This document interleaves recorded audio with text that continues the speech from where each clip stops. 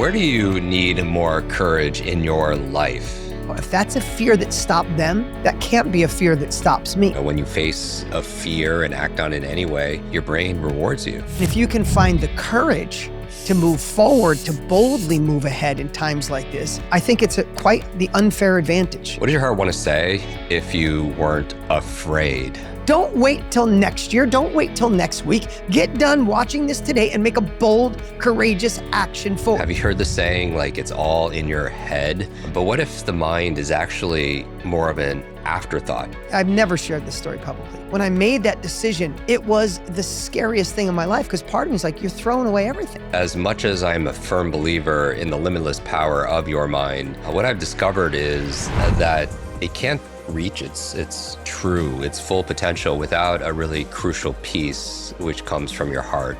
If I would have listened to the voice that seemed more reasonable, I'd still be in that town. That wasn't meant for me. In the topic of today's conversation, I want to use the word courage. All right, and it means something different to every single person. Courage isn't moving forward in the absence of fear. Courage is moving forward when you're scared to death, but you have such a compelling reason that you do it anyway. So we have my friend, Dean Graziosi here. He's one of those people who consistently demonstrates learning, leading, living from the heart. And in this episode, you will see how your heart can partner with your mind to thrive in ever-changing and challenging times.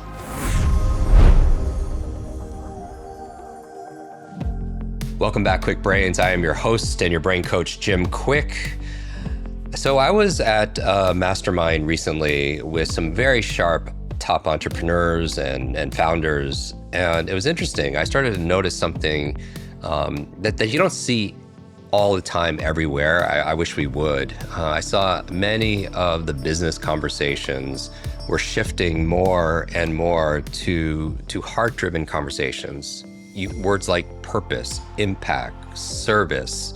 And what if what's going to take you to the next level is not necessarily the perfect strategy or the perfect mental plan, but connecting more deeply with more of your why, right? Clear, compelling purpose.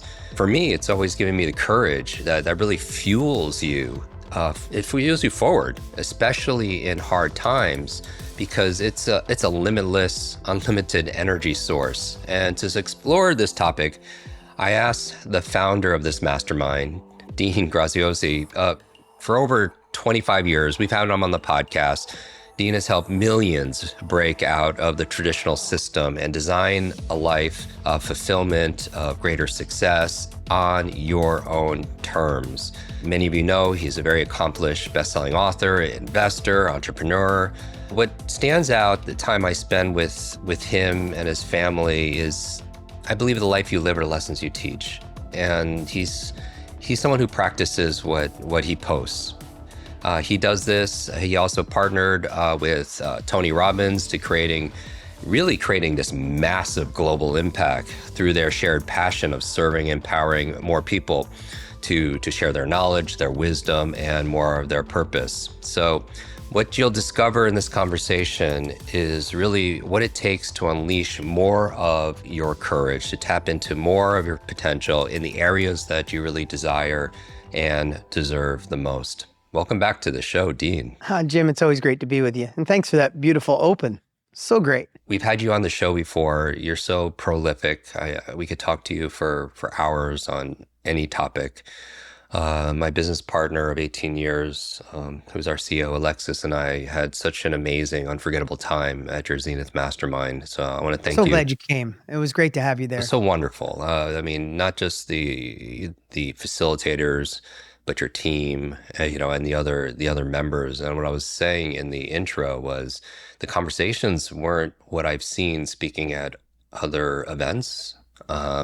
Not that anything's better, but it's just different, right? And your partner says success leaves clues, and looking at these patterns, and I just wanted to ask you to come on and talk about, have this conversation, something maybe you don't talk about all the time. Maybe can you take me back to a moment where something was uncertain in your life, where you almost walked away, but you leaned in to this thing called courage? First off, I want to say it's a pleasure to be with you and the amazing group of humans that you help take their brain to the next level. I learn from you every time I watch you. You presented at that mastermind, and you could have heard a pin drop the entire time you were sharing. So I just want to say thank you for your service and everything you do, and I really enjoy our friendship. It's gotten deeper and deeper over the years, and I truly enjoy it. You know, courage is one of those things that sometimes you wonder, are people born with courage? Is it manufactured? I love what you wrote, purpose equals courage. Maybe we'll touch on that a little later. And I don't want to digress too much, but I do want to say, I think it's a great topic for today. And why I think it's such a great topic is because, Jim, you and I have been in this industry, and my partner, Tony, longer than most anyone. I mean, I never get the chance to sit around someone who's been in almost 3 decades, right? And that's why I really enjoy learning with you. But and what a perfect topic, because I believe when there are insecurities, when there are things a little off, maybe when your head and your heart aren't connected, or you have a desire for more, but you're a little uncertain. I believe, I don't believe, I think we all can agree that when the outside world gets a little chaotic, it amplifies the inner emotion to stop. I think it's why so many people sit on their hands in times like these, because they just want to see what's going to happen. And if you can find the courage to move forward, to boldly move ahead in times like this, I think it's quite the unfair advantage. I think you can, I think someone said, I think my partner Tony said, if you Google, and I did, the top Fortune 500 companies, the majority were started in a down economy. And I think it's because they found the courage when everybody was waiting and hesitating. They found the courage to move forward. But you asked me a question about a time in my past, and there's a lot of them. But I remember when I decided to go into this industry, into the self-education industry, the knowledge industry, to share what I know. And I already had a bunch of doubts. I had dyslexia in school, so high school was really difficult for me. By 11th grade, I was getting out at 12 o'clock and going to work. And I started fixing cars. I started a little collision shop. So school wasn't my thing. So I already felt I had a little bit of an unfair advantage. It hadn't turned into an advantage yet. That I didn't feel smart. I had dyslexia, but I got a course from Tony Robbins of an infomercial, and it inspired me to say, hey, I was a broke kid, in my early 20s. I was a broke kid who started with cars. Then I went to real estate, and I started having some real momentum in my life, Jim. So I was like, hey, I want to do what Tony Robbins does. I want to take how I went from a broke kid to doing it pretty darn well in real estate. I want to teach people how to do it. And of course, all the doubts come in. You're not that smart. You're not a teacher. You didn't even go to college. You speak with a 7th grade vocabulary. But, when you're fired up about something, I'm like, I don't care. I don't care that 50% of businesses fail. They didn't have what I have. And, I'm just going forward. And of course, I doubted myself 100 times. And I remember taking a long walk one day, and it was by my grandmother's house. I still remember. It felt like a fork in the road. Like, you can do this. You can do anything you put your mind to. You can help people. You create a real business out of this. You can help people all over the world. And the other voice was like, are you silly? You're not Tony Robbins. You're not 6'7". You're 5'7" on a good day. No one knows your name. You don't have that dynamic voice. You don't have any money. You're an idiot, right? So I had both of those voices, but I'm going to go past that one as not the scariest time. I'm going to go a little bit further to where I ignored all the negative voices. I ignored my family who told me I was crazy, especially my sister. I borrowed money to do it because it wasn't like jumping on the internet in those days. We had to build an infomercial and direct mail, which you remember those days. So I go all in. And as I'm pushing forward, Jim, there was a day that I finally hired some people to help me, and I'm spending money on an infomercial, and I'm getting momentum, and I have no idea what I'm doing. Like, I am just trying to survive. Now I'm commuting between Arizona and New York. So think of the business. It's starting to get momentum. I'm funding my knowledge business with selling cars and selling real estate. And every time I take $1, I drop it into this bucket, and in 45 days, it's evaporated. I got to make more money. And I'm funding this thing, and I'm commuting between New York and Phoenix. Phoenix is like my white collar knowledge business world with some employees. And then back in, and I'll try not to make this story too long. Back in New York, I still had a collision shop. It was called Dean Collision Center. I was still selling cars. I had apartments, living two completely different lives. All the things we do in the invisible, right, Jim? That I don't even think I've ever shared that before publicly. So I'm not stressed, but it's a busy time going back and forth, relationships, family, trying to get everything going. Well, I built a team out here to start my knowledge industry, and I hired someone. And one day, I'll make the long story short, I find out because I was gone every 2 weeks, I just made a bad decision. I was brand new to this world. I believed in someone. Someone had taken all my money. And it was a time when I just didn't have a lot, Jim. I was already using every dollar I'd make, every house that I'd sell, the profit would go into running infomercials that are insanely expensive. The cost, the media, the fulfillment. I had to put books in warehouses. And I found out there was zero in my account. Zero. And I remember to this day because I threw my cordless phone at the time. It was a big cordless phone with a big antenna. I threw it against the wall and it shattered and it left a hole in the wall. And I went outside and just cried. And I have to tell you, I've never shared this story publicly, Jim. I went out, I know exactly where I was sitting. My hands were in my head, and I'm not saying a little bit of tears. I was weeping. If someone recorded it, it's that howling weep. And in that moment, everything came back. My sister was right. I don't have a college degree. I don't know who to hire. It's my fault that I hired the wrong person. I don't know business. I'm a car guy. I should have just stuck with cars. I should have been satisfied in my little town. I mean, all the stuff that you could do to beat yourself up, I did. And then something happened. I don't know if it was a day, a week, or 3 weeks, Jim.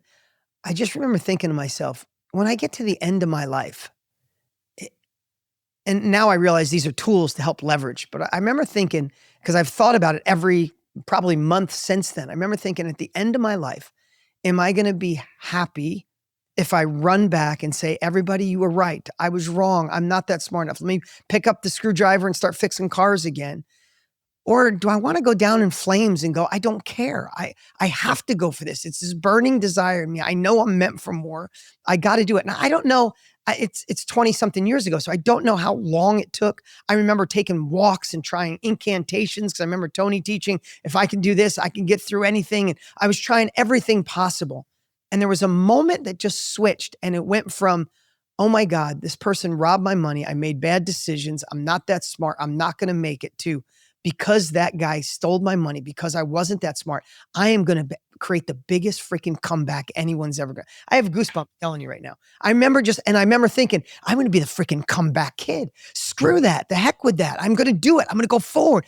And what I realized in that moment is that all the pieces were still the same, Jim. I still did make a bad decision. I hired the wrong person. I had zero money. I was living on the opposite side of two coasts. I was commuting back and forth. I didn't know much about the infomercial business. All that was the same. But one thought, and you could help me with this distinction on this in the brain, but one thought was, that's the end of you. You see, you should have never tried.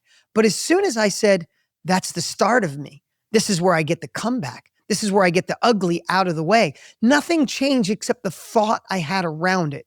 And I went from tears, sad, stressed. And then one day I went from pull off the shirt because I got the S on underneath and I'm going to do this. Yeah, you guys got the goosebumps.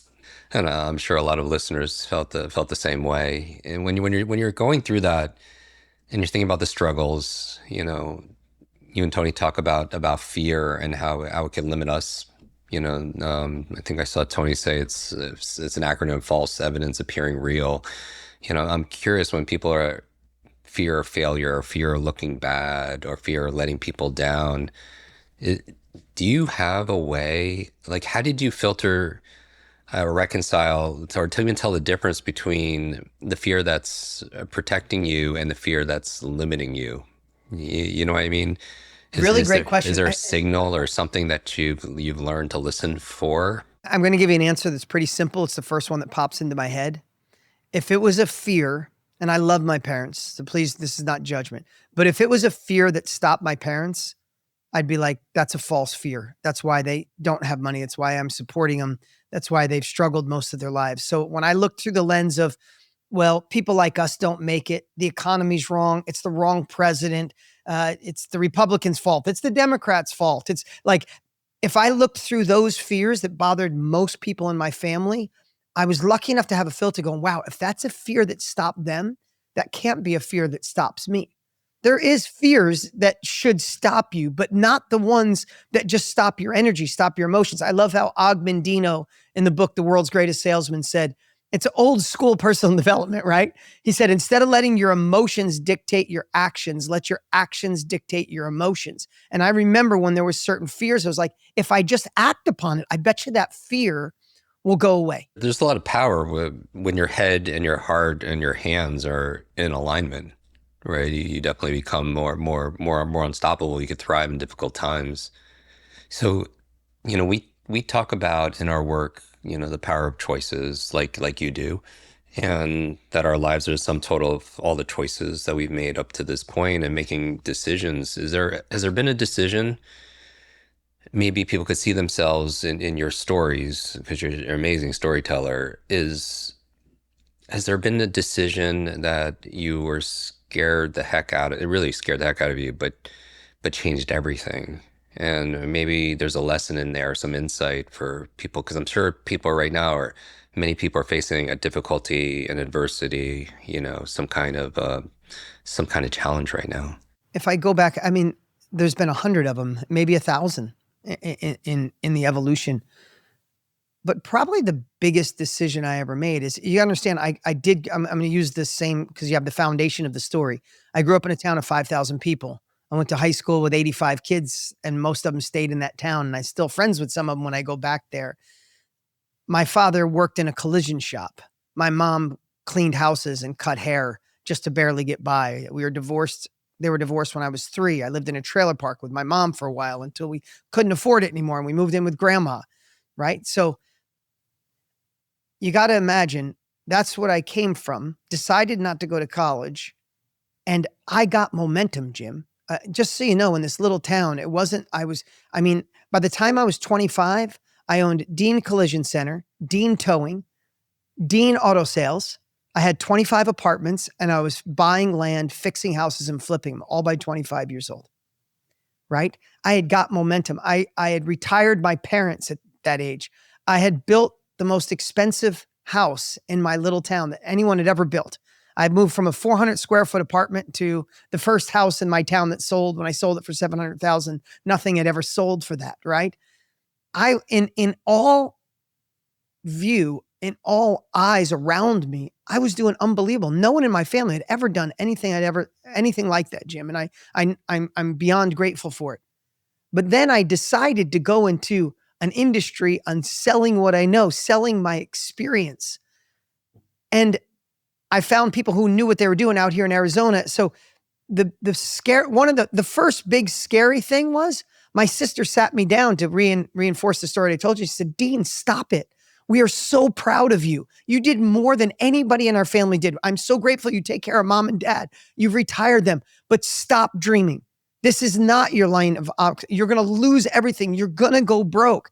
And I have to say, I know she did it out of love, but I already had those voices in me, Jim. So it was just compounding. It was this fight of both. And when I made the decision to do it, when I made that decision, it was the scariest thing in my life, because part of me is like, you're throwing away everything. But I realized I knew in my soul that I was meant for something more. I was meant for something different. I guarantee everybody listening, we might from different backgrounds, different religions, different demographics, but I guarantee the thing we have in common, you're listening to Jim and us right now because there's another level inside of you. There's something waiting to be called upon, something that stretches you, something that scares you. And does it always work out perfectly at first? No, but it doesn't work at all unless you take that first step. So when I look back at that decision to go into this industry, I get to be here with you, Jim, built a friendship with you and so many amazing people, partners with the guy that shifted my life through a course, Tony Robbins.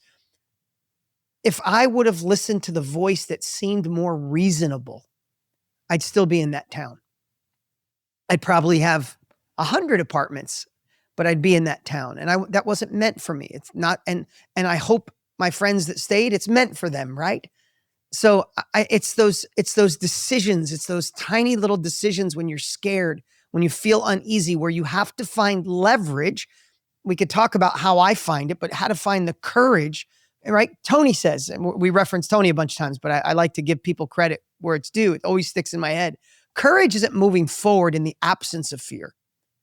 Courage is moving forward when you're scared to death, but you have such a compelling reason that you do it anyway. And would you say that courage is, I think I know your answer for this, but someone listening or seeing you or seeing Tony or other individuals, they feel like, oh, that person was just born with whatever. Like people think I was just born with, be able to learn and read and remember like the things that I do. Would you say courage is born, or is it more built by It's doing those? manufactured. I truly believe it's manufactured. Only because I've watched it in so many people now being in this industry for so long who didn't think they had it. And when they find it, they're unstoppable. I've watched it in myself. So if you don't mind, I want to share a little story, and then you can Yeah. reel me in if it gets too long. But this one really made an impact on me. I talked earlier before about I don't want to get to the end of my life and feel like I missed it. Let's take that a little further with those of you watching. Let's bring you into this story. It's not me anymore, it's you. And you get to the end of your life and you get the chance to meet your maker, whatever your beliefs are. You sit down next to your maker and they play you a video of the man or the woman you could have been, where you took bold action. When you were scared, you went for it anyway. And you got to see the lessons, the ups, the downs, the living into the full potential. You knew you were meant for more, but you did it. But something held you back. Family, friends, not wanting to look silly, not wanting to fail, what they call imposter syndrome in today's world, or the economy, or the current political environment. I think at the end of your life, if you looked at it and it was over and you saw that, I think the only thing you would think of is, oh my gosh, why the heck did I let that story stop me? I let my sister, who thought I was a little crazy, stop me. I let my spouse not let me be who I was meant to be. I think the only wish, and this is what literally I did this to myself, Jim, but this is for you listening right now. I believe the only wish you would have if you had the chance to sit next to your maker is, could I go back? Right? Could I go back? Could I make different choices? And what I like to think about is wish granted. Mhm. Here, today, right now, today's the day you could say, I'm going to be bold. I'm going to be brave. I'm going to be courageous. I'm not going to let that old story. I don't care that I failed before, I procrastinated before, or people in my life think this is different. That's not their vision. It's mine. It's like a pair of glasses. These are my prescription. I see clear the man I could be. I see clear the woman I could be. Like, what if you literally, and when I do this, I don't just courage. I literally picture I'm sitting there and going, I wish I could go back. It's like you're teleported. You're here right now. You have 50, 40, 30, 20 amazing years left. Don't wait till next year. Don't wait till next week. Get done watching this today and make a bold, courageous action forward. Say no to something today. Say yes to something today. Book a meeting today. Read the book today. Register today. Whatever it takes, start the momentum. I love it. That's like a mic drop. I mean, so for everyone listening, courage is a muscle. It gets stronger with use, right? It's use it or lose it, and it's built by doing those small little things that Dean is talking about. Not when it's easy, but especially when it's not. And science proves this. When you face a fear and act on it anyway, your brain rewards you, right? You get a release of dopamine, which is your motivation reward chemical, not just when you win, but when you try. That means every step you're taking in being more courageous, your brain rewards you. It's literally wiring yourself for more bravery, right? Now you have an amazing team, which I was just at the mastermind. You have the most. It takes a village, right? For sure. When you're leading your team on all these global initiatives to have the mission that you have, and there are uncertain times, right? There was a pandemic. There's AI. I mean, like people's not sure about their jobs. That people that you're serving, maybe Yep. they're looking for a change. And I want to invite people to something special that you're doing live, in a moment. But how do you project courage as a leader? Is it you fake it till you make it? Is it you face it till you make it? How do you balance being vulnerable and still being courageous and strong? Such a great question. So first off, I believe my certainty has to be so strong that the team can borrow from mine if they can't find their own. A Right? good coach does that for someone too. Yeah, I mean, that's my job is I have to be so certain in where we're going. I have to sell it in such a way that if they can't see it themselves, they get to borrow my prescription, right? They get to borrow my glasses, if that's the way to put it. Then therefore, I have to find that certainty. At that mastermind, Jordan Peterson was there, right? And he said something that I thought was pretty profound. He said, we have to be brave enough to be optimistic. So I don't know if you remember him saying that. That was the note I took down, right? I was interviewing him and I took that. I took several notes, but that one was brave enough to be optimistic. Because you can decide how to interpret all the things that are going on, right? You could say, oil used to be the greasy stuff on the bottom of hooves until somebody innovated a way to make it to bring the world to where it is in the Industrial Revolution. Yeah, we need to evolve past it now. So what'll fix it? Innovation. What'll fix a crazy economy? Innovation, creativity. Now, whether that's true or not, if I choose to believe that, if I choose to believe that AI will be an accelerator, it'll help people get healthy, it'll help people go faster, it won't ruin the world. Some people might say that's naive, but if I get the opportunity to think through that lens, Jim, then I can find the certainty to drive my team, to drive my decisions, to drive my efforts. You and I both have known and had the experience with Wayne Dyer. And I remember listening to Wayne. He did a live recording. I've listened to so much of Wayne Dyer's stuff throughout the years. He's like a blanket for the soul sometimes, But I remember Wayne Dyer said one day when he found out he had leukemia, and you may have heard this, he said at first he was like, why the heck do I have leukemia? Is it because I drank when I was younger, or I did this thing, or I didn't take care of myself, or I worked too much, or I didn't sleep enough? And he said he went through agony for weeks. And then one day he said, wait a minute. What if I'm the guy that beats leukemia? What if I kick leukemia's butt? And what if I'm the guy that everybody looks to and goes, wow, if he can do it, I can do it. And he said, in one day, I was like, hey, leukemia, thanks for the wake-up call. You're not winning. Watch how I can fix this. And it always just got to me that the leukemia thing diagnosis didn't change. His perception of it did. And therefore, everything shifted. And as leaders in our own lives, with our family, our kids, our spouses, or a team that we create, or even the person in the mirror, if we can be boldly optimistic and change the perspective of what's going on, then that's how we will feel. I know it sounds, for some people, I go, let's be a realist. My son will say that to me sometimes. I have a 16-year-old boy. It's so fun. Prophet's not welcome in their hometown. So I really got to convince my 16-year-old. And I give him little stories like that. And he's like, wow, you're right. I guess perspective is reality. And the last time he said that to me, I was like, it's finally sinking in with him. And I think we all get the opportunity to do that. It's not easy. You do have to be bold. You do have to be brave. In fact, you probably have to go against most of your friends. You have to go against the media. Everybody telling you what's wrong. What if you're brave enough to see what's right? Yeah, I always think life is difficult for one of two reasons. Either we're leaving our comfort zone, we tap into more of that courage and that purpose, that fuel, or life's difficult because we stay in our comfort zone. People that are fearful of what's outside, even applying that same fear towards what if things stay the same, right? How good would people feel? Because while change can be scary and growth can be hard, I really believe nothing is as scary and hard as being stuck somewhere that you don't belong. So true. That's one of the reasons I'm excited for what you have coming up. Maybe I have a couple more questions still, but I would love, we are inviting people who are listening to be able to join something really life-changing.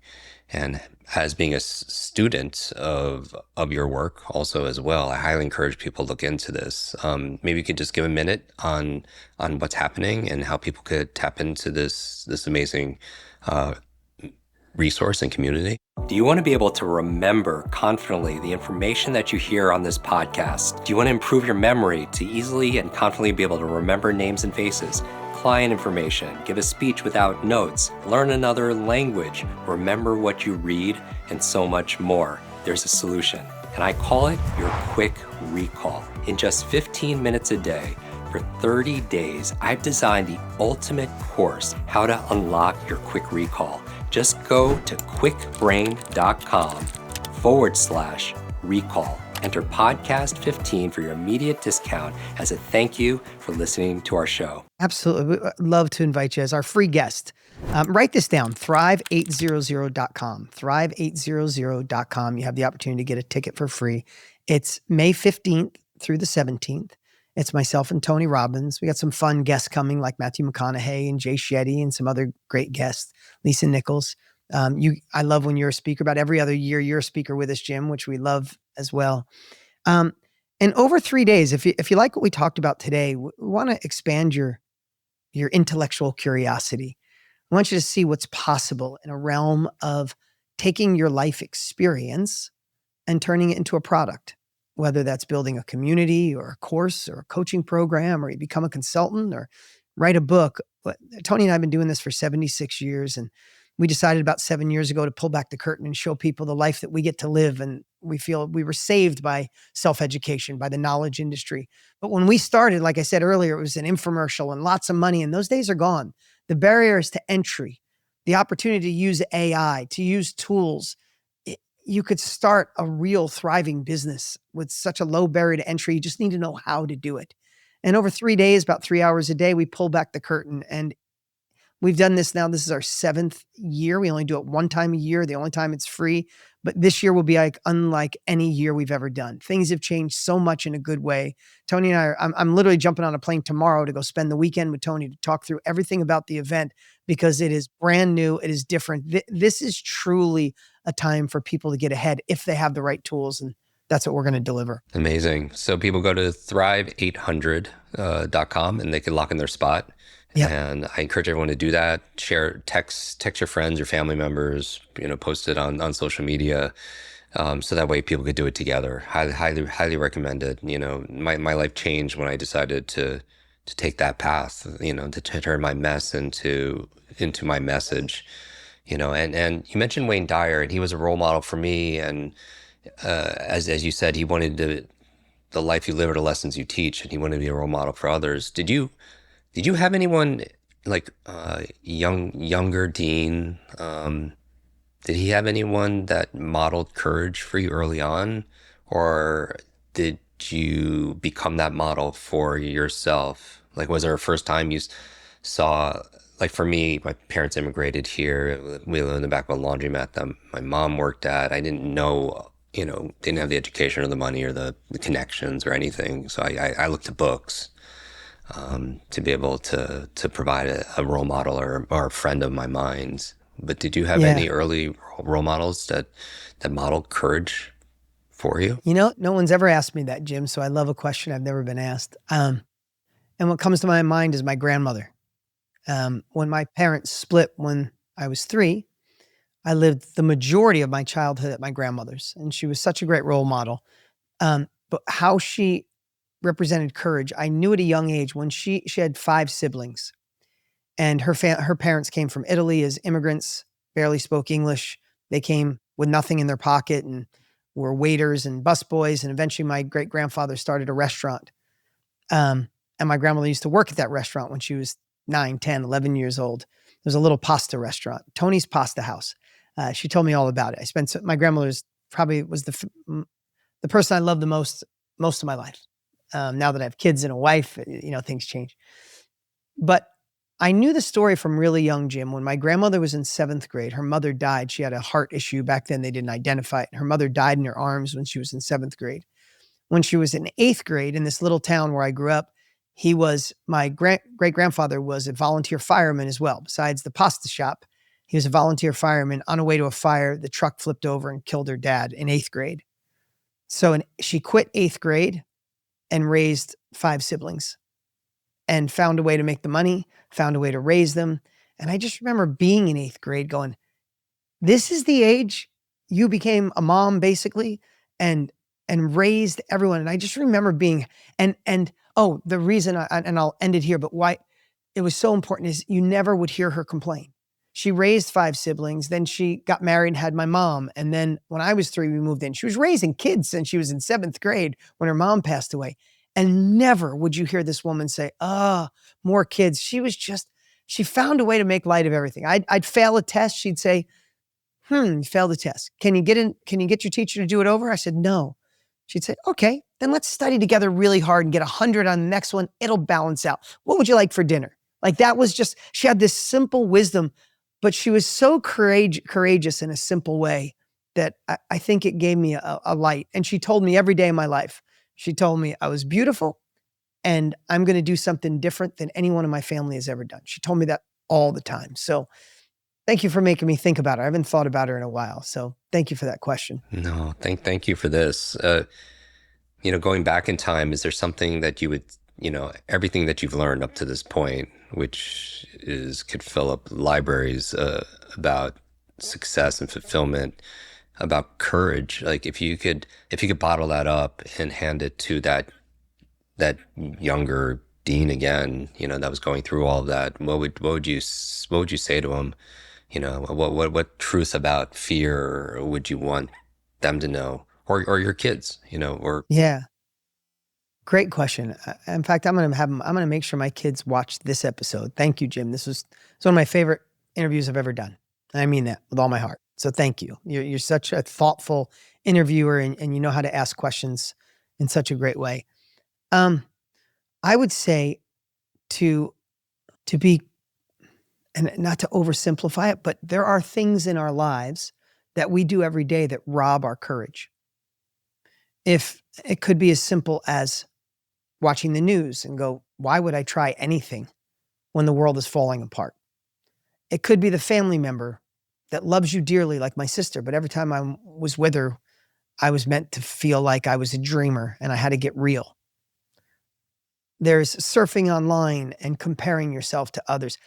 I don't know what it is for you, but if I think about in my life, I found the things that robbed my courage, Jim, and did less of them. I went a decade without watching the news once, not 1 ounce of it. Wouldn't even let somebody I was friends with talk about it. 10 years, not one bit of news. Probably the best 10 years of my life, the biggest growth in my business. Went through a recession, I didn't know all the details, right? Because I focused on me. So the simple message would be identify the things that rob your courage, the actions, the people, the things you read or look at. And this is the brilliant part. I'm just kidding. Do less of it or eliminate it. And then find the things that enhance your courage. Being in events, reading books, listening to Jim Kwik, working with Tony and I, whatever you do that makes you feel bold, I can do anything, I'm unstoppable, do more of it. So now that you asked what I'm going to tell my kids, be an investigator. Investigate what robs your courage and stop it. Investigate what builds your courage up and do more of it. I love it. It's so simple, and I think my mantra for 2025 really has been like simplify to amplify. Sometimes when you subtract, you actually multiply. Absolutely. And I love that. And I want to thank you for the amazing, like your friendship, the work, how you show up for people, your time and your talent. My question I ask friends on the show is, the show primarily is about learning. And I'm just curious, is there anything that you're currently learning or studying right now that's kind of lighting up your brain? Maybe because you and I are in similar paths, we're similar in age, even though you look like you're still in your 20s. I got to get some of those secrets from you. Maybe that, because what you said, amplify through, would you say simplification? Simplify so you can amplify. Yeah. I've really been obsessing on that in this year, in 2025, as I realized that myself, even my teams, my family members, sometimes we get too many goals, too many things we want to work on. And then I started looking through the lens, Jim, of every time you have a goal, there are constraints holding you back from that goal. True? I want to double my business. What are the constraints? I got to hire more people. I need more clients. I have to sell more books. Maybe I got to write another book, right? I got to diversify. I got to do better on social media. So for every goal, can we agree that there's multiple constraints that you have to solve? For sure. Right? And this is for everybody at home. I know you're getting this immediately, but for me, what I've been doing is simplifying even my team, my family, my wife at home is, but what's the main goal? Like if we can narrow down our focus, if we can amplify through subtraction, and we narrow it down to the one goal that would move us, move our lives, move our health, move our income the most, then if we have one big goal, then we just get to focus on the constraints of that one thing. So that's what I've been focusing on. What is the goal? No, not the 5. No, not the 3. What is the main goal? What are the constraints stopping me from reaching that goal? How do I work on those constraints one at a time? And then what's a deadline that I'm going to achieve that? That has been my simple little thought process in this year, and I'm absolutely loving it. I'm enjoying it. I'm building workflows for my team to think through that lens. So that's where my brain's at. And it's amazing how generous you are with you and Tony and the team put together like a map, a blueprint, if you will, for people to thrive in 2025. So I encourage everyone to show up for this 3-day virtual event. You can get your spot free. Who is it? Who's it for? And why should our Kwik community check it out? If you liked anything that we talked about today and you're still listening, you have to go. That's for sure. Number 2, it's anybody that might be your current career or business. Maybe it's okay, but it's not fulfilling you. It's not giving you the opportunity to serve others or find purpose and passion. And maybe there's a ceiling on it, and you'd like something that doesn't have a glass ceiling. If you'd like to realize that you are enough, you know enough, and with the right blueprint and plan, you can accomplish anything between Tony, myself, and the group that's going to be there. I really mean this. If you're ready to do something different, you must be there. If you're just a little unfulfilled, you must be there. Or if you just want to get in a state of mind where you feel unstoppable at the end of 3 days, about 3 hours a day, then you absolutely have to be there. And please don't discredit it because it's free. Sometimes when you don't pay, it's Tony Robbins, it's myself, it's some amazing guests. In any other world, you'd pay to be there. So pretend you cut a check for it, put it in your calendar, and I promise you'll have the time of your life. I back that. Dean, thanks for coming back on the show. I want to encourage everybody to go to thrive800.com to secure your spot. Make sure you share that site with your friends, your family, your fans, your followers. Post it, tag me in it. I'll repost some of them also as well. And because it's how do we become limitless in a limited world? We have to do it together, especially now. For me, courage is heart plus purpose in action. And when your heart knows what matters and your purpose is fueling that action, even in the face of uncertainty and fear, we're born with this incredible potential. So just remember, everyone, that courage every day, like life is a choice. Every day you have a chance because you have a choice, whatever we choose to do in this moment. So I would recommend share this episode with a friend or family member. Definitely go to thrive800.com. I'll be there for sure for those 3 days also as well, learning with all of you. And be sure to check out the event with Dean. Follow Dean on social media. I'll put always the links in the show notes at jimkwik.com/notes. We put the extended version of this podcast on YouTube, so we limit 20 minutes on the audio, but join our 1.8 million subscribers. You could hear the extended conversation with Dean. You can see the shirt I'm wearing. It's a brain and a heart overlapped. Please hit the subscribe. Put a comment, let us know what you thought of the episode. I speed read, I read every single one. And I look forward to seeing everyone in the next episode. Dean, thank you so much. Be limitless, everybody.